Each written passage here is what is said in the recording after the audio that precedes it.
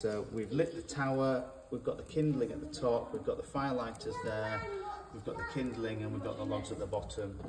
We've got the door fully closed like that, and we've got the controls fully open. So this is the primary control to get the fire going. This one is a secondary control to keep the fire going. And when they're fully apart, the fire is fully destroying lots and lots of air. So the idea being is that you get a little bit of condensation building up on the glass initially as the glass is cold. That will burn down. If you ever find that you get a lot of condensation, if you just crack the door just a smidge, just literally like that, it should clear quite quickly, and you'll see the condensation sort of drifting down now. Look. Okay, the reason is because it's cold here and hot in there, so you get a little bit of condensation building on the glass. So just now and again, just to get a little bit of extra air, just to keep the door slightly ajar. You might not need to, but just that's the principle really. So the firelight has actually dropped inside now, so I'm going to close the door, and you can see that that's taking quite nicely. So back up there. So just to go through this, so basically you've got your kindling that's getting going, your firelighters are burning, and then the tower is going to burn down into the logs and to the bottom.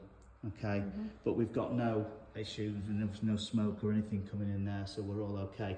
The purpose of this, obviously, the top-down method, is that, as I said before, you're not having to open the door to reload the stove. The thing is with these big Scandinavian stoves is when you open the door is so big, you get a big rush of air from the room going into the fire, into the flue, and the flue goes, oh, I can't catch up.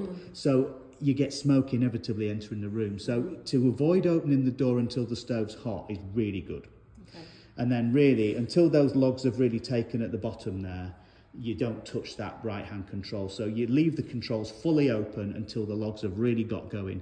In normal circumstances, the two bigger logs at the bottom, once those have burnt down, your stove's nice and hot. Okay. The glass will be clear and it'll all be good. I'm just going to crack the door just a smidge, there we go. So you can see straight away, as soon as I crack the door, it really roars, and that condensation's burning right off now, look. Look at that now, it's a big difference, isn't it? So once you've got the fire going, if it ever struggles to draw, to smoulder and things, just crack the door just a smidge. Not open it, just crack it.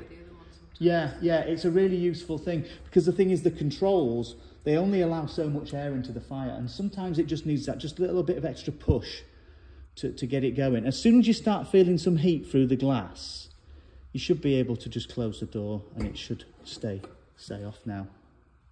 Yeah, there we go. That's good.